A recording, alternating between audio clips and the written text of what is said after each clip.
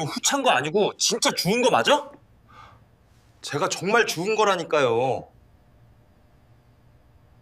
파출소가 발칵 뒤집혔습니다. 잠시 후 나타난 재벌 회장은 노숙자 청년에게 이걸 받으세요. 제 성의입니다. 됐습니다. 당연한 일을 했을 뿐입니다.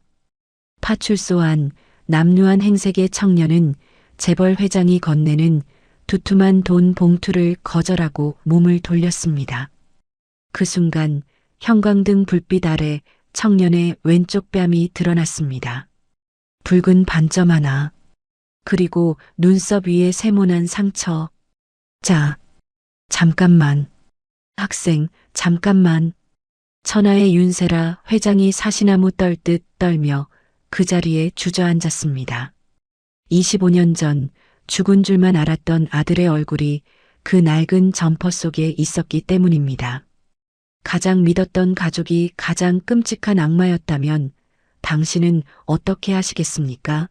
쓰레기 더미에서 피어난 복수의 칼날, 그 처절한 사투가 지금 펼쳐집니다. 흥미진진한 다음 이야기가 궁금하시다면 구독 버튼 꾹 눌러주세요. 서울역의 새벽 3시, 살을 애는 듯한 칼바람이 찢어진 박스 틈새를 비집고 들어왔습니다. 영하 15도의 한파는 가난한 이들에게는 저승사자나 다름없었습니다. 낡은 패딩 점퍼 하나에 의지에 쪽잠을 자던 강태주는 턱이 덜덜 떨려 잠에서 깼습니다. 춥다. 너무 춥다. 태주는 입김을 호흡 불며 굳어버린 손을 비볐습니다. 백가죽이 등 가죽에 붙는다는 말이 무슨 뜻인지 뼈저리게 느끼는 밤이었습니다. 3일 동안 먹은 거라곤 편의점 폐기 김밥 한 줄이 전부였습니다. 어디 따뜻한 국물이라도 한 모금 마셨으면. 정신 차리자, 강태준. 살아야지. 어떻게든 살아야지. 태준은 비틀거리며 일어났습니다.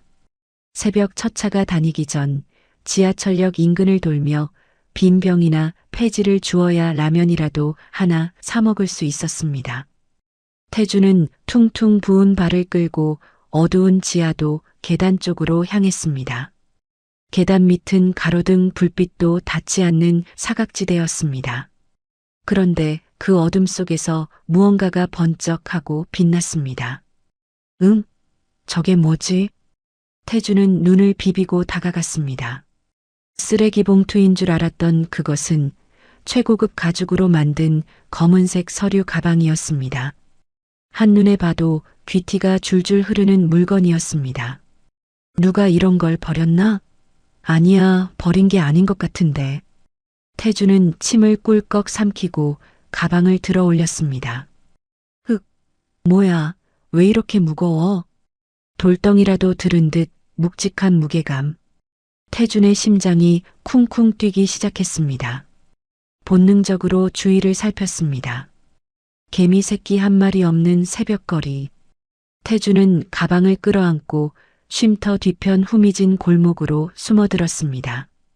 떨리는 손으로 가방의 금장 버클을 눌렀습니다. 딸깍하는 경쾌한 소리와 함께 가방이 열렸습니다. 헉! 태준은 자신의 입을 틀어막았습니다. 숨이 턱 막혔습니다. 가방 안에는 5만 원권 현금 뭉치가 벽돌처럼 빽빽하게 채워져 있었습니다. 그 옆에는 대외비 도장이 찍힌 누런 서류 봉투들이 꽂혀 있었습니다. 이게 다 얼마야? 1,000만 원? 아니야, 10억? 평생 만져보지도 못한 돈이 눈앞에 있었습니다. 태준의 눈동자가 흔들렸습니다. 악마의 속삭임이 귓가에 들리는 듯 했습니다. 태준아, 눈 딱 감고 가져. 아무도 안 봤어. 이 돈이면 넌 내일부터 따뜻한 방에서 잘 수 있어. 배 터지게 고기도 먹을 수 있어. 지긋지긋한 노숙자 생활, 오늘로 끝낼 수 있다고. 태준은 떨리는 손으로 돈다발 하나를 집어들었습니다. 묵직하고 차가운 돈의 감촉. 그 순간 고아원 원장님의 목소리가 환청처럼 들려왔습니다. 태준아, 사람은 굶어 죽어도 남의 것을 탐하면 안 된단다. 그게 짐승과 사람의 차이야. 태준은 고개를 세차게 저었습니다. 돈다발을 다시 가방에 집어넣었습니다. 안 돼. 이건 내 돈이 아니야. 이 돈을 잃어버린 사람은 지금 얼마나 피가 마를까. 남의 눈에 피눈물 흘리게 하고 내가 잘 살 수 있겠어? 아니야, 그건 아니야. 태주는 가방을 닫았습니다. 그리고 다시 지하철역을 향해 걷기 시작했습니다. 파출소로 가는 길이었습니다. 배는 고프고 다리는 후들거렸지만 발걸음만은 당당했습니다. 남대문 파출소 안, 난로 위에서 주전자 물이 끓고 있었습니다. 당직을 서던 김순경은 꾸벅꾸벅 졸고 있었습니다. 그때 파출소 문이 끼익하고 열렸습니다. 저기, 경찰관님. 김순경이 부스스 눈을 떴습니다. 꾀재재한 몰골에 태준이 서 있었습니다. 냄새가 나는지 김순경은 인상을 찌푸리며 손부채질을 했습니다. 아, 냄새. 노숙자 양반, 여기 자러 오는데 아니에요. 나가요, 나가. 아니, 그게 아니라요. 제가 뭘 좀 주어서요. 태주는 낑낑대며 가방을 책상 위에 올려놓았습니다. 김순경은 귀찮다는 듯 하품을 하며 물었습니다. 뭘 주었는데? 빈병? 고물? 그런 건 고물상에 가야지 왜 여기로 와? 아닙니다. 이거 주인 찾아주세요. 태준이 가방을 열었습니다. 김순경의 눈이 튀어나올 듯 커졌습니다. 허? 이게 뭐야? 돈이잖아. 김순경은 벌떡 일어나 무전을 쳤습니다. 소장님, 여기 좀 나와 보셔야겠습니다. 거액의 습득물이 들어왔습니다. 파출소가 발칵 뒤집혔습니다. 태주는 구석 의자에 쭈그리고 앉아 믹스커피 한 잔을 얻어 마셨습니다. 따뜻한 설탕물이 빈속에 들어가자 눈물이 핑 돌았습니다. 30분 뒤 파출소 앞이 요란해졌습니다. 검은색 세단 세 대가 연달아 멈춰서더니 양복 입은 경호원들이 도열했습니다. 그리고 차 문이 열리며 한 중년 여성이 내렸습니다. 제2원 그룹 윤세라 회장이었습니다. 그녀의 얼굴은 사색이 되어 있었습니다. 윤세라 회장은 파출소 문을 박차고 들어왔습니다. 내 가방 어디 있습니까? 소장이 헐레벌떡 뛰어나와 경례했습니다. 회장님, 여기 있습니다. 내용물 확인해 보시죠. 세라 회장은 떨리는 손으로 가방을 확인했습니다.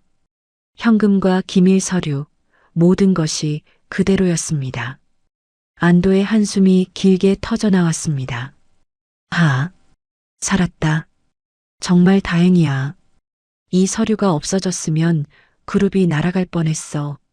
세라 회장은 고개를 돌려 태준을 찾았습니다. 누구입니까? 이 가방을 찾아주신 분이. 소장이 구석에 있는 태준을 가리켰습니다. 저기 있는 청년입니다. 세라 회장은 또각또각 구두 소리를 내며 태준에게 다가갔습니다. 낡은 옷에 헝클어진 머리, 초라한 행색의 청년이 고개를 숙이고 있었습니다. 세라 회장은 지갑에서 두툼한 수표 봉투를 꺼냈습니다. 청년, 고개를 좀 들어보세요. 정말 고맙습니다. 이건 제 작은 성의입니다. 사양 말고 받으세요. 태주는 천천히 고개를 들었습니다. 그리고 손을 저었습니다. 아니요, 괜찮습니다. 당연한 일을 했을 뿐인걸요. 돈 받으려고 가져온 거 아닙니다. 그때였습니다. 파출소의 형광등 불빛 아래 드러난 태준의 얼굴을 본 순간 윤세라 회장의 심장이 멎는 것 같았습니다. 시간이 멈췄습니다. 세라 회장의 동공이 지진이라도 난 듯 흔들렸습니다. 청년의 왼쪽 뺨에 있는 붉은 점, 그리고 귓바퀴가 안쪽으로 살짝 말린 특이한 귀 모양. 세상에, 저 점, 저 귀. 25년 전 놀이공원에서 잃어버린 아들 준우와 똑같았습니다. 피가 거꾸로 솟는 충격에 세라 회장은 들고 있던 봉투를 툭 하고 떨어뜨렸습니다. 아, 아. 세라 회장은 입술을 달달 떨며 아무 말도 하지 못했습니다. 숨이 쉬어지지 않았습니다. 태주는 바닥에 떨어진 봉투를 주워 세라 회장에게 쥐어주었습니다. 돈 떨어뜨리셨습니다. 조심하세요. 그럼 전 이만 가보겠습니다. 태주는 꾸벅 인사를 하고 파출소를 나갔습니다. 세라 회장은 멍하니 태준의 뒷모습을 바라보다가 비틀거렸습니다. 회장님, 괜찮으십니까?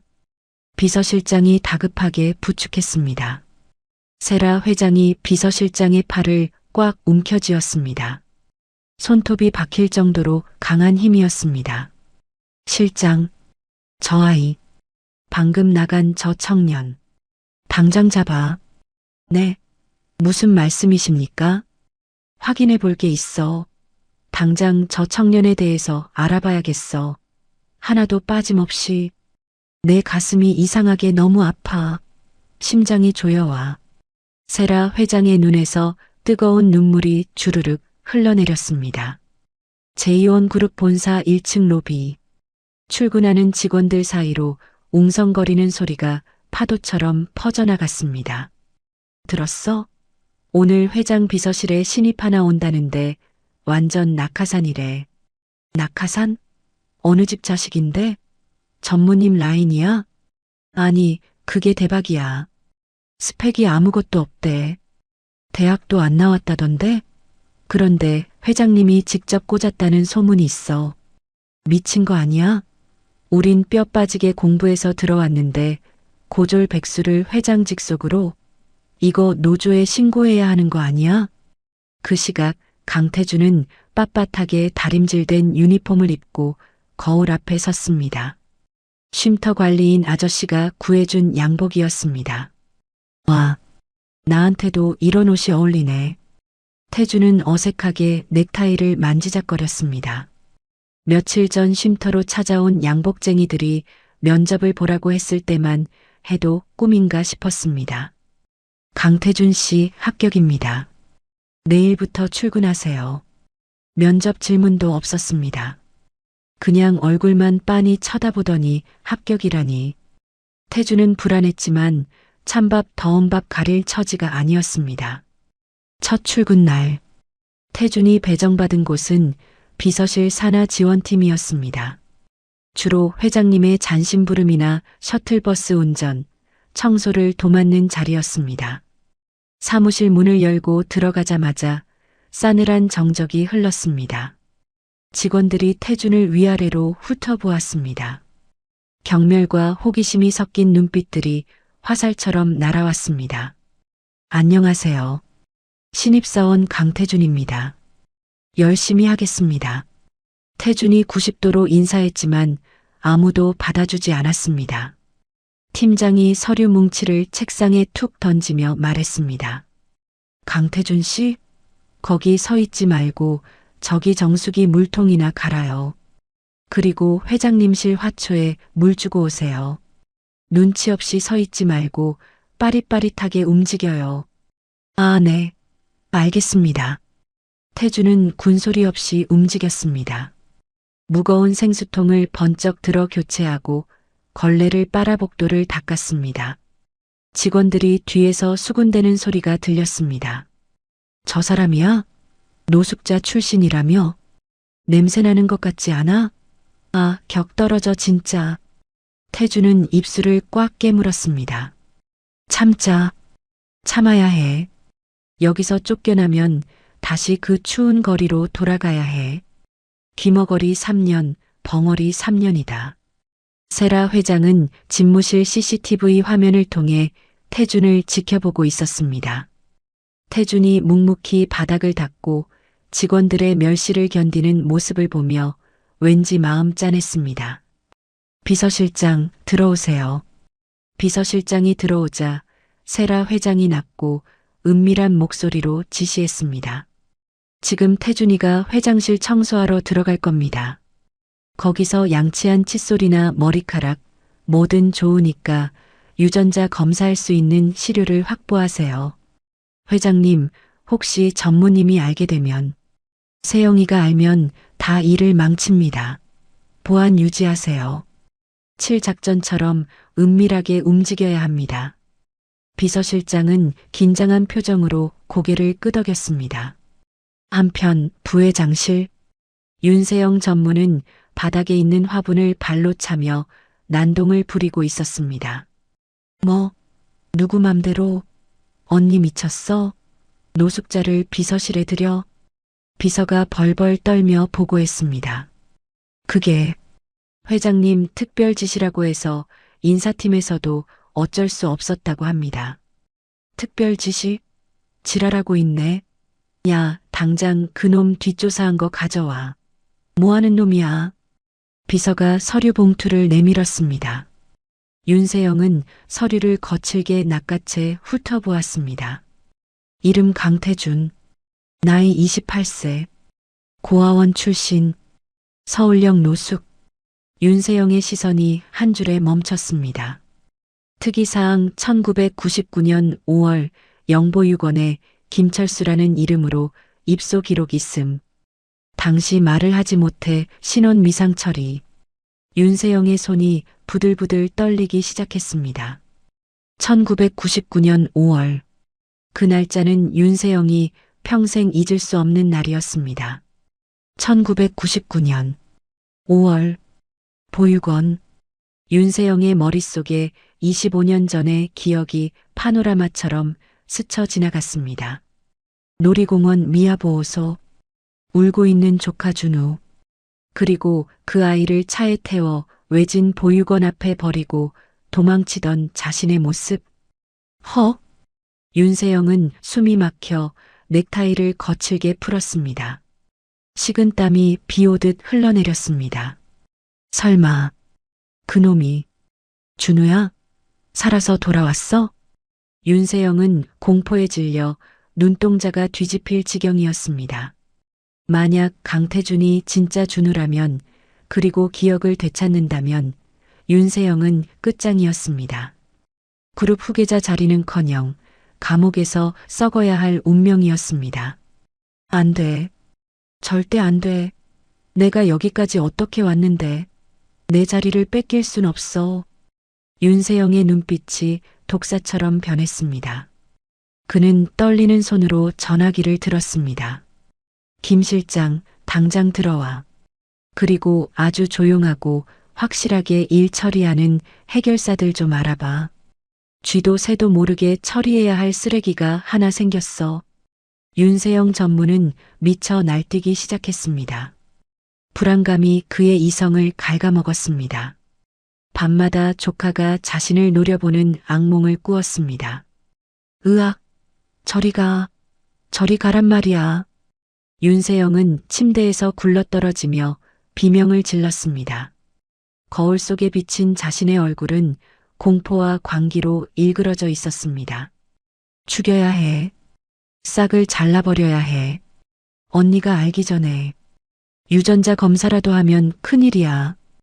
윤세영은 치밀하고 악랄한 계획을 세웠습니다. 태준을 단순히 해고하는 것으로는 부족했습니다. 사회적으로 매장시키고 감옥에 쳐넣어야만 자신이 안전할 수 있다고 믿었습니다. 윤세영은 늦은 밤 아무도 없는 사무실에서 금고를 열었습니다. 그 안에는 이중장부가 적힌 검은색 수첩이 있었습니다. 수년간 횡령한 비자금 내역이 빼곡히 적힌 윤세영의 약점이자 족쇄였습니다. 이걸 이용하자. 걔가 훔쳐간 걸로 만드는 거야.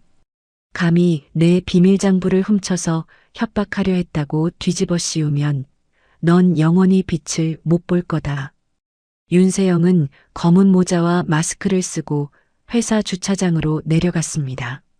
CCTV 사각지대를 골라 움직이는 그의 모습은 영락없는 범죄자였습니다. 태주는 늦은 퇴근을 하고 있었습니다. 셔틀버스 세차까지 마치느라 온몸이 땀범벅이었습니다. 힘들다. 그래도 월급 받으면 어머니 제사도 지내드리고 따뜻한 패딩도 하나 사야지. 태주는 터덜터덜 고시원으로 향했습니다. 회사 근처 주차장을 지날 때였습니다. 구석에 주차된 고급 세단 옆에서 수상한 그림자가 움직이는 게 보였습니다. 저 차는 전무님 차 아닌가? 검은 모자를 쓴 남자가 트렁크에서 무언가를 꺼내 급히 사라졌습니다. 태주는 고개를 갸웃거렸습니다. 전무님이 이 시간에 직접 짐을 옮기시나? 기사님도 없이? 이상하네. 하지만 피로가 몰려와 더 깊게 생각하지 않았습니다. 그것이 자신의 목을 조여올 올가미인 줄은 꿈에도 몰랐습니다.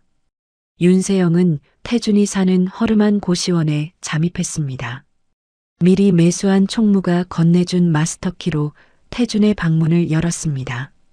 쳇, 쥐구멍 같은 방구석이네. 냄새나. 일평 남짓한 좁은 방. 곰팡이 핀 벽지. 컵라면 용기가 뒹구는 바닥. 윤세영은 비릿한 웃음을 흘리며 옷장 깊숙한 곳에 검은 수첩과 위조된 서류 뭉치를 쑤셔 넣었습니다. 잘 가라, 조카님. 여기가 내 무덤이다. 윤세영은 고시원을 빠져나오자마자 대포폰으로 경찰서에 전화를 걸었습니다. 목소리를 변조하는 것도 잊지 않았습니다. 여보세요? 지능범죄수사팀이죠? 제이원그룹에 산업 스파이가 있습니다. 내부 기밀을 빼돌려서 팔아넘기려는 놈이 있어요. 이름은 강태준. 지금 당장 고시원을 덮치면 증거가 나올 겁니다. 새벽 1시. 태준은 고시원 방에 들어와 털썩 주저앉았습니다. 아이고 허리야. 삭신이 쑤시네. 옷을 갈아입으려 옷장을 열던 태준의 눈이 휘둥그레졌습니다. 이게 뭐지?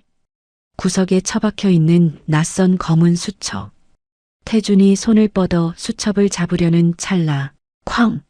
쾅! 쾅! 고시원 복도가 떠나가라 문을 두드리는 소리가 났습니다. 경찰이다. 문 열어. 당장 문 열어. 태준이 놀라서 문고리를 잡기도 전에 문이 부서질 듯 열리며 건장한 형사들이 들이닥쳤습니다. 강태준, 꼼짝 마. 형사들은 다짜고짜 태준의 팔을 꺾고 바닥에 눌렀습니다. 왜 이러세요? 제가 뭘 잘못했다고. 조용히 해.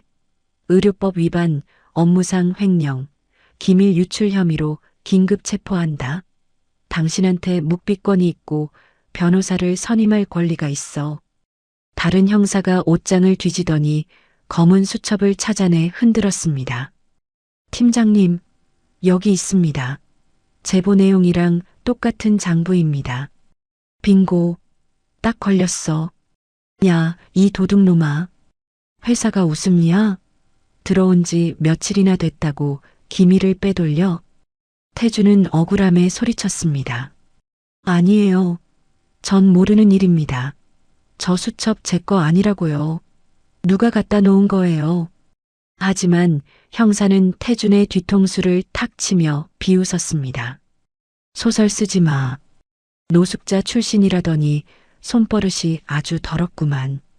가서 콩밥 먹으면서 반성문이나 써. 태준은 수갑을 찬 채 질질 끌려나갔습니다. 고시원 사람들이 방문을 열고 나와 혀를 찼습니다. 어휴, 젊은 사람이 멀쩡하게 생겨서 왜 저래? 역시 근본 없는 사람은 어쩔 수 없다니까. 수군거림이 비수처럼 꽂혔습니다. 태주는 하늘을 원망했습니다. 하느님, 제가 뭘 그렇게 잘못했습니까? 착하게 살려고 했는데, 그냥 남들처럼 평범하게 살고 싶었을 뿐인데, 왜 저한테만 이러십니까? 경찰차 사이렌 소리가 요란하게 울리며 태준의 절규를 삼켜버렸습니다. 마이너스 마이너스 마이너스. 제이온그룹 회장실. 밤이 깊었지만 불은 꺼지지 않았습니다. 세라 회장은 소파에 앉아 초조하게 다리를 떨고 있었습니다. 테이블 위에는 방금 도착한 유전자 검사 결과 봉투가 놓여 있었습니다. 후, 세라 회장은 떨리는 손으로 봉투를 집어들었습니다. 심장이 입 밖으로 튀어나올 것만 같았습니다. 봉투를 찢는 소리가 천둥 소리처럼 크게 들렸습니다. 종이를 꺼내 펼쳤습니다. 복잡한 숫자와 그래프들. 세라 회장의 눈이 맨 아래 칸으로 향했습니다. 친자관계 성립 확률 99.998%. 판정 친자관계가 성립함. 아, 세라 회장의 입에서 외마디 탄식이 터져 나왔습니다. 종이가 바들바들 떨렸습니다. 눈앞이 흐려지며 글씨가 번졌습니다. 내 아들, 태준이가 진짜 내 아들 준우였어. 세라 회장은 결과지를 가슴에 품고 오열했습니다. 준우야, 엄마가 미안해. 못 알아봐서 미안해. 내 새끼, 그동안 얼마나 고생이 많았니? 이 못난 어미를 용서해라. 25년 묵은 한이 터져 나왔습니다. 세라 회장은 바닥을 치며 통곡했습니다. 이제 당장 달려가서 아들을 안아주고 싶었습니다. 따뜻한 밥을 먹이고 비단 이불을 덮어주고 싶었습니다. 바로 그때 집무실 문이 벌컥 열리며 비서실장이 뛰어들어왔습니다. 회장님, 큰일 났습니다. 무슨 일이야? 왜 이렇게 호들갑이야? 비서실장은 사색이 되어 TV 리모컨을 눌렀습니다. 뉴스 속보가 흘러나왔습니다. 속보 제2원그룹 특혜 채용 논란 신입사원 강모 씨 수십억대 기밀 유출 및 횡령 혐의로 긴급 체포. 화면에는 모자이크 처리된 태준이 수갑을 차고 경찰서로 끌려가는 모습이 나왔습니다. 세라 회장의 눈이 뒤집힐 듯 커졌습니다. 뭐라고? 체포? 내 아들이 체포라니. 이게 무슨 소리야? 비서실장이 고개를 떨구며 보고했습니다. 경찰이 강태준 씨 방에서 비자금 장부를 발견했답니다. 그런데 그 장부, 윤세영 전무님이 관리하던 것과 일치한다는 제보가. 순간 세라 회장의 머릿속에서 퍼즐이 맞춰졌습니다. 윤세영의 불안해하던 모습, 태준에 대한 과도한 적개심. 윤세영, 내가 감히. 세라 회장의 눈에서 핏발이 섰습니다. 슬픔은 순식간에 끓어오르는 분노로 바뀌었습니다. 감히 내 아들을 건드려? 그것도 모자라 누명을 씌워. 내 동생이라 봐줬더니 기어이 선을 넘는구나. 세라 회장은 자리에서 벌떡 일어났습니다. 그녀의 몸에서 서슬 퍼런 살기가 뿜어져 나왔습니다. 차 대기시켜. 당장 경찰서로 간다. 경찰서 유치장. 태준은 차가운 시멘트 바닥에 쪼그리고 앉아 있었습니다. 밤새 취조를 받느라 입술은 터지고 눈은 퀭했습니다. 사기꾼 같은 새끼. 주제 파악도 못하고. 형사들의 조롱이 귓가에 맴돌았습니다. 희망이 없었습니다. 이대로 감옥에 가면 평생 정과자로 살아야 했습니다. 태준은 무릎 사이에 얼굴을 묻고 흐느꼈습니다. 철컥. 유치장 문이 열렸습니다. 강태준, 면회다. 태준은 힘없이 고개를 들었습니다. 면회실 유리창 너머로 윤세라 회장이 서 있었습니다. 태준의 눈빛이 싸늘하게 변했습니다. 당신이 여긴 왜? 세라 회장은 유리창에 손을 대며 울먹였습니다. 태준아, 몸은 괜찮니? 어디 다친 데는 없고? 태준은 벌떡 일어나 유리창을 주먹으로 쳤습니다. 가세요. 꼴도 보기 싫습니다. 당신들끼리 짜고 치는 고스톱에 내가 노란한 거잖아요. 재벌들 눈에는 우리가 파리 목숨으로 보입니까? 필요할 때 쓰고 귀찮으면 밟아 죽이는 벌레로 보이냐고요. 태준의 고함 소리가 면회실을 울렸습니다. 세라 회장은 가슴이 찢어지는 것 같았습니다. 아니다, 태준아. 오해다. 나는 너를 구하러 온 거야. 내가 다 설명하마. 태준의 절규에 세라 회장은 무너져 내렸습니다. 아니다. 그게 아니야. 그때 면회실 문이 열리고 휠체어를 탄 노인이 들어왔습니다. 정희 유모였습니다. 도련님, 준우 도련님. 정희는 태준을 보자마자 오열했습니다.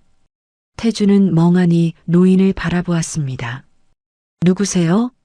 정희는 떨리는 손으로 품 안에서 낡은 USB를 꺼냈습니다.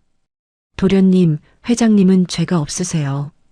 도련님을 버린 건 회장님이 아니라 윤세영 전문연입니다. 25년 전 그년이 저를 협박해서 도련님을 보육원에 갖다 버리라고 시켰어요. 제가 죽일 년입니다. 뭐? 라고요? 태주는 귀를 의심했습니다. 정희가 내민 USB에서 윤세영의 목소리가 흘러나왔습니다. 그 애새끼만 없으면 다 내 거야. 쥐도 새도 모르게 갖다 버려. 태주는 다리에 힘이 풀려 주저앉았습니다. 모든 진실이 밝혀지는 순간이었습니다. 자신은 버려진 게 아니었습니다. 탐욕에 의해 희생된 것이었습니다. 그리고 눈앞에 울고 있는 저 여자가 평생을 그리워했던 자신의 어머니였습니다. 세라 회장은 유리창 너머로 주저앉은 아들을 보며 목이 터져라 외쳤습니다. 준우야, 태준아, 엄마가 왔다. 이제 엄마가 너 지켜줄게. 그 누구도 널 건드리지 못하게 할 거야. 미안하다. 늦게 와서 정말 미안하다. 태준의 눈에서 굵은 눈물방울이 뚝뚝 떨어졌습니다. 어머니, 정말 어머니세요? 모자의 눈물이 유리창을 사이에 두고 하나의 강물처럼 흘렀습니다. 유치장에서 풀려난 강태준은 햇살을 보며 깊은 숨을 들이마셨습니다. 3일 만에 맞는 자유의 공기였습니다. 정문 앞에는 검은색 리무진이 대기하고 있었고 윤세라 회장이 직접 문을 열고 나와 아들을 맞이했습니다. 고생했다. 내 아들 정말 고생 많았어. 세라 회장은 태준의 헬쑥해진 얼굴을 어루만지며 눈시울을 붉혔습니다. 태준은 어머니의 손을 꼭 잡았습니다. 어머니, 저는 괜찮습니다. 이제 시작이잖아요. 저를 그리고 우리 어머니를 기만한 데가 확실하게 치르게 해줘야죠. 태준의 눈빛은 더 이상 나약한 노숙자 청년의 것이 아니었습니다. 복수의 칼날을 간 제이원 그룹의 후계자다운 기백이 서려 있었습니다. 세라 회장은 대한민국 최고의 변호인단 태산을 꾸렸습니다. 돈은 얼마가 들어도 좋습니다. 윤세영이 저지른 짓, 털끝 하나까지 다 찾아내세요. 횡령, 배임, 납치교사, 증거인멸. 빠짐없이 엮어서 법정 최고형을 받게 하세요. 법무팀은 일사불란하게 움직였습니다. 증거는 차고 넘쳤습니다. 윤세영이 태준의 방에 심어둔 수첩에서 나온 지문, 익명 이메일을 보낸 PC방 CCTV, 그리고 결정적으로 정희 유모가 건넨 25년 전의 녹음 파일까지 상황은 순식간에 역전되었습니다. 태준의 기밀 유출 혐의는 완벽한 조작임이 밝혀졌고 경찰청장은 직접 사과 브리핑을 했습니다. 그리고 그날 오후 윤세영 전무에 대한 체포영장이 발부되었습니다. 같은 시각 윤세영 전무실. 윤세영은 금고에 있던 달러 뭉치와 금괴를 가방에 쓸어 담고 있었습니다. 손이 덜덜 떨려 금괴를 바닥에 떨어뜨렸습니다. 젠장, 젠장, 이게 다 그 늙은 유모 때문이야. 내가 가만두나 봐라. 윤세영은 비상구로 도망치려다 문을 열었습니다. 그러나 문 밖에는 이미 세라 회장과 태준, 그리고 경찰들이 진을 치고 있었습니다. 어딜 가니 동생아. 갈 땐 가더라도 인사는 하고 가야지. 세라 회장의 서슬 퍼런 목소리에 윤세영은 뒷걸음질 쳤습니다. 누 언니. 오해야. 이거 다 오해야. 내가 설명할게. 윤세영은 비굴하게 웃으며 세라 회장에게 다가갔습니다. 하지만 세라 회장은 윤세영의 뺨을 잇는 힘껏 올려붙였습니다. 짝 마이너스. 집무실이 떠나가라 한 소리가 울렸습니다. 윤세영은 바닥에 나뒹굴었습니다. 언니, 어떻게 나한테 이럴 수 있어? 핏줄이라곤 나 하나뿐이잖아. 적간놈 때문에 하나뿐인 동생을 감옥에 보내. 세라 회장은 치를 떨며 소리쳤습니다. 핏줄? 내가 감히 핏줄을 입에 올려?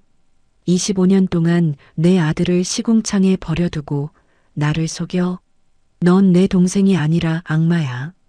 내 아들의 인생을 훔친 도둑년이라고. 태준이 윤세영 앞을 막아섰습니다. 윤세영은 태준을 올려다보며 이를 갈았습니다. 이 거지 같은 새끼가 내가 내 앞길을 막아? 넌 그때 죽었어야 했어. 태준은 차가운 눈으로 윤세영을 내려다보았습니다. 작은아버지, 돈이 그렇게 좋으셨습니까? 핏줄을 버릴 만큼? 이제 그 탐욕의 무게를 감옥에서 뼈저리게 느껴보십시오. 당신이 훔쳐간 내 25년 거기서 속죄하세요. 경찰들이 윤세영의 팔을 꺾고 수갑을 채웠습니다. 이거나 내가 누군지 알아? 제이원그룹 전무야. 변호사 불러. 변호사. 윤세영의 악에 바친 비명은 복도 끝으로 멀어졌습니다. 그제야 세라 회장은 다리에 힘이 풀려 휘청거렸습니다.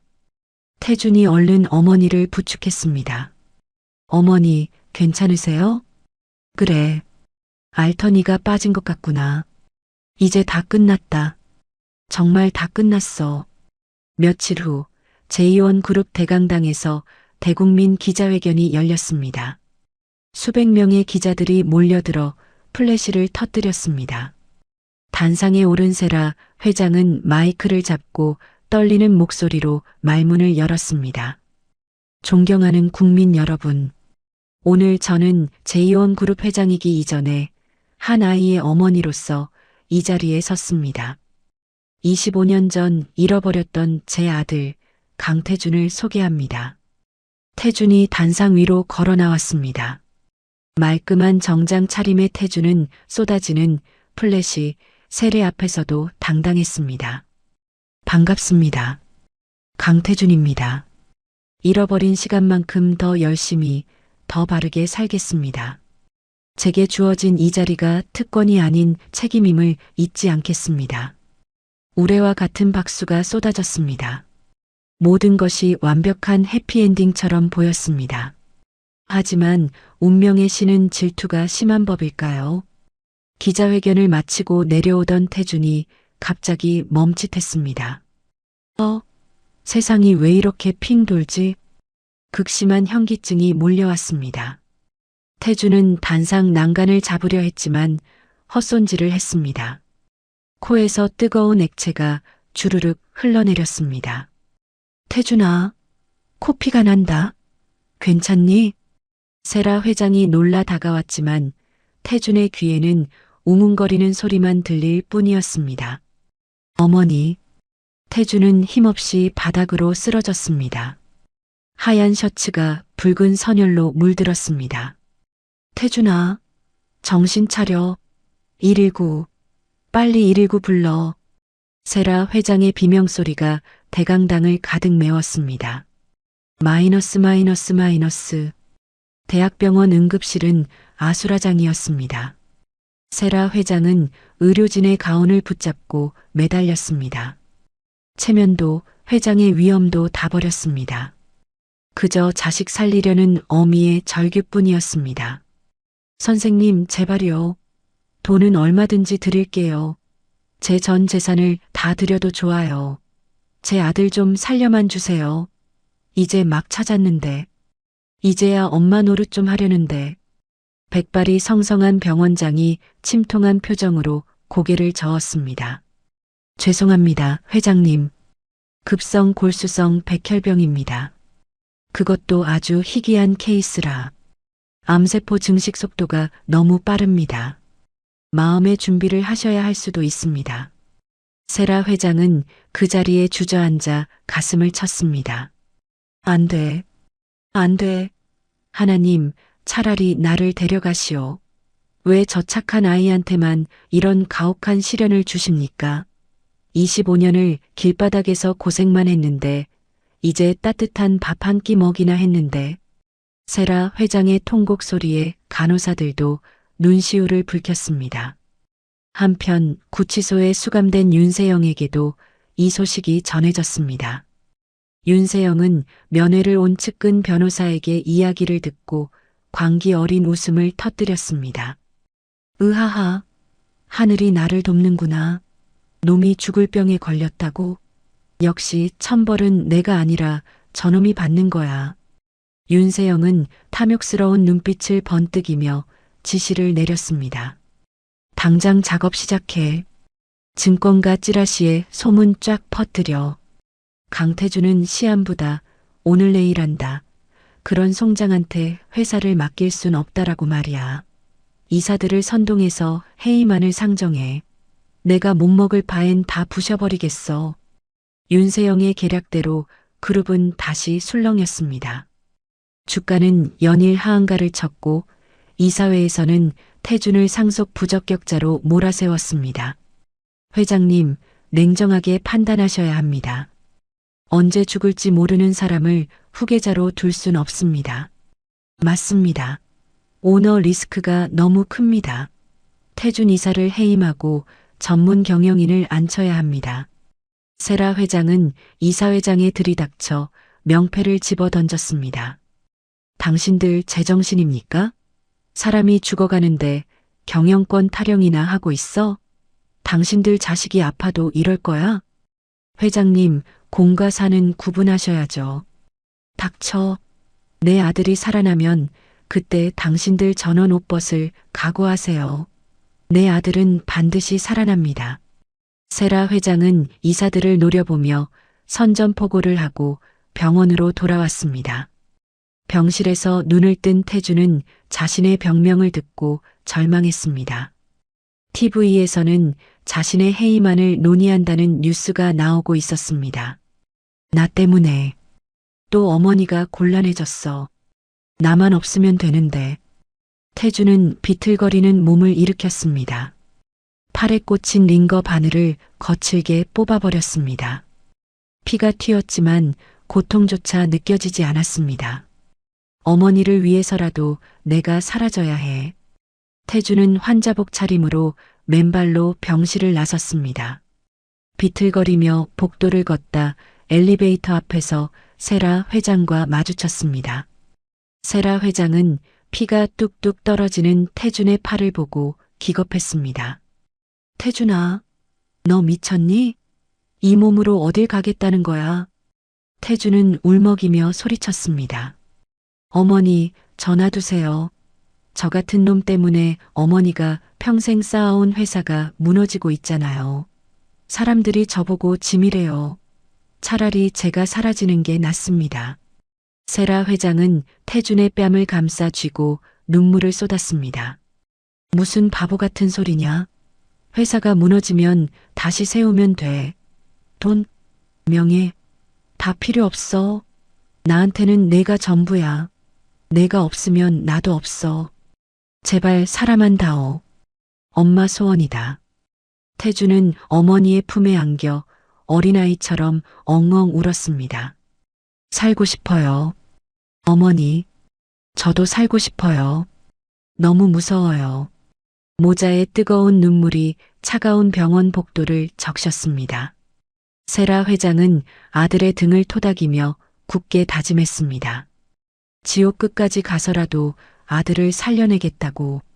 마이너스. 세라 회장은 어머니라는 이름으로 전쟁을 시작했습니다.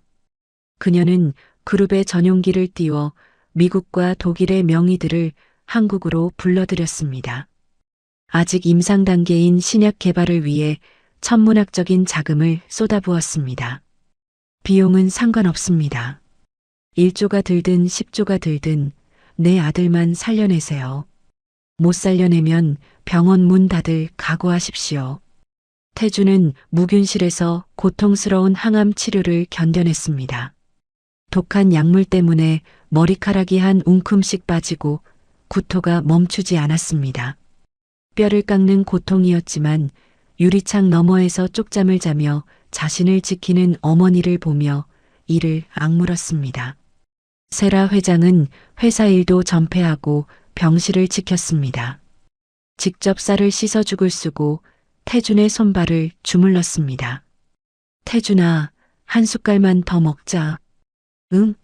이걸 먹어야 백혈구 수치가 오르지. 우리 아들 착하다. 태준은 어머니의 떨리는 손을 보며 억지로 죽을 삼켰습니다.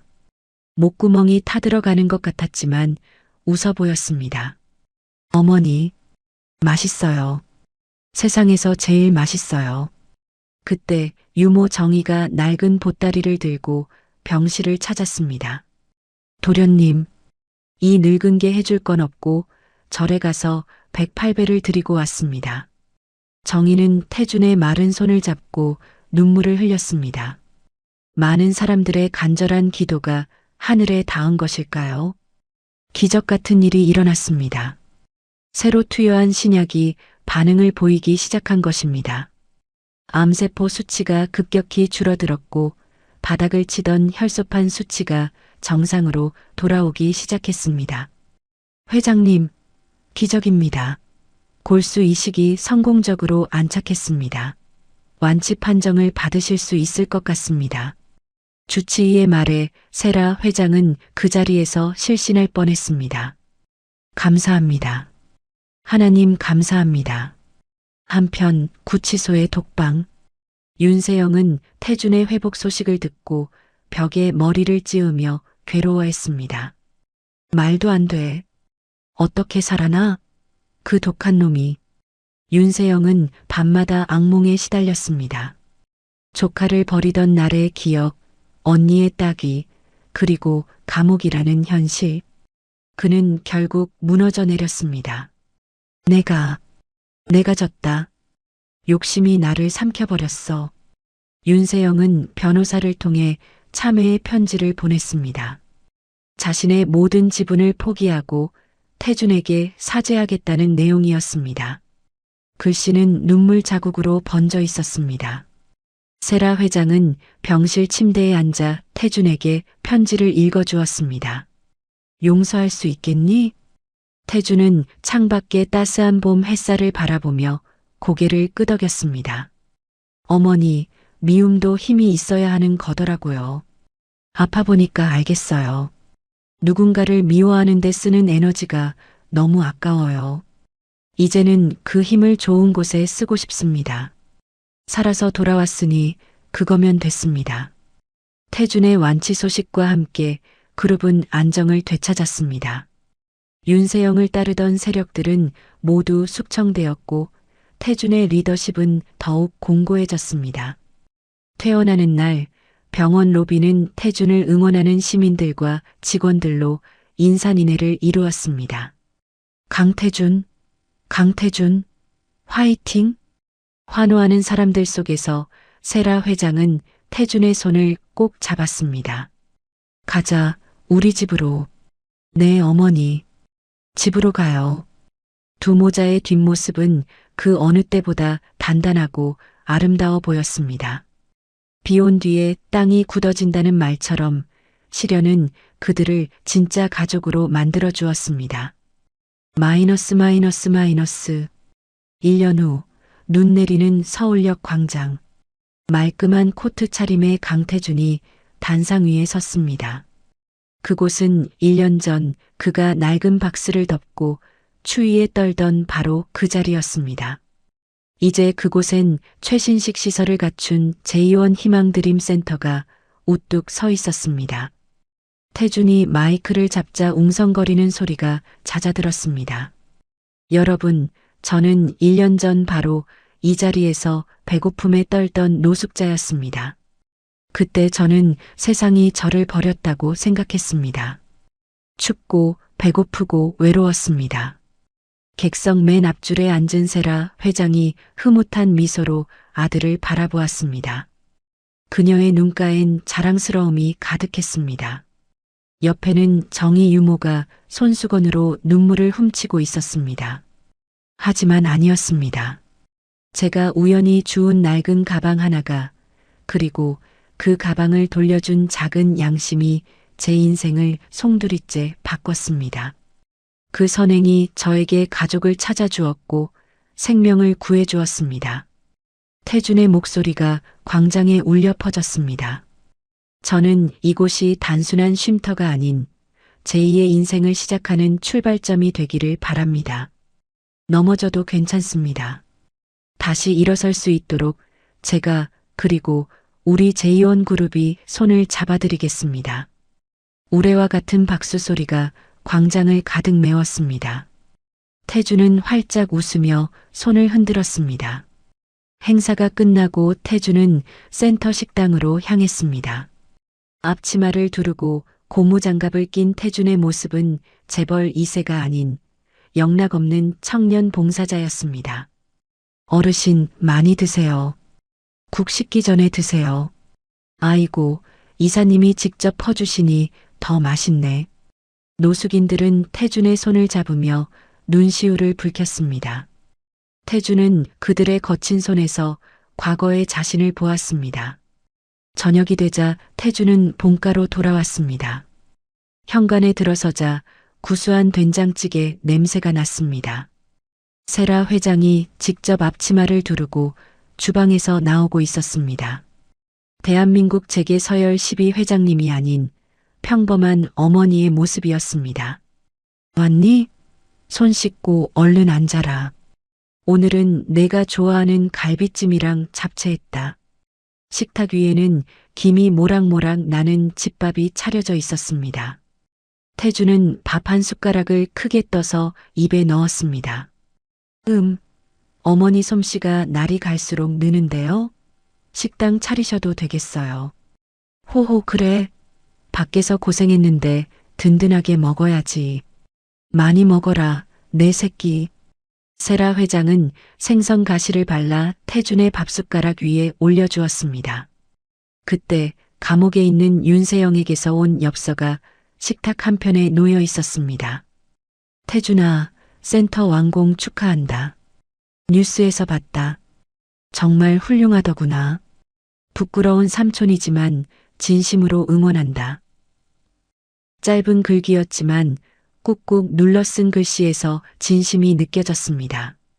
세라 회장은 씁쓸한 듯 엽서를 매만졌습니다. 사람이 참, 다 잃고 나서야 깨닫는 게 많아. 진작 이렇게 살았으면 얼마나 좋아. 그래도 뒤늦게나마 깨달으셨으니 다행이죠. 미움은 미움을 낳을 뿐이잖아요.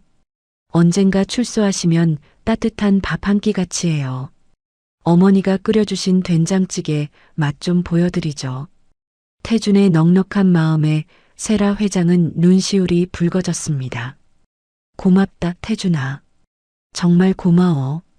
나한테 와줘서 고맙고, 이렇게 훌륭하게 자라줘서 고맙고, 내가 내 아들이라는 게 내 인생 최고의 축복이다. 저도요, 어머니. 어머니 아들이라서 행복합니다. 다시 태어나도 어머니 아들 할래요. 모자는 서로를 마주보며 환하게 웃었습니다.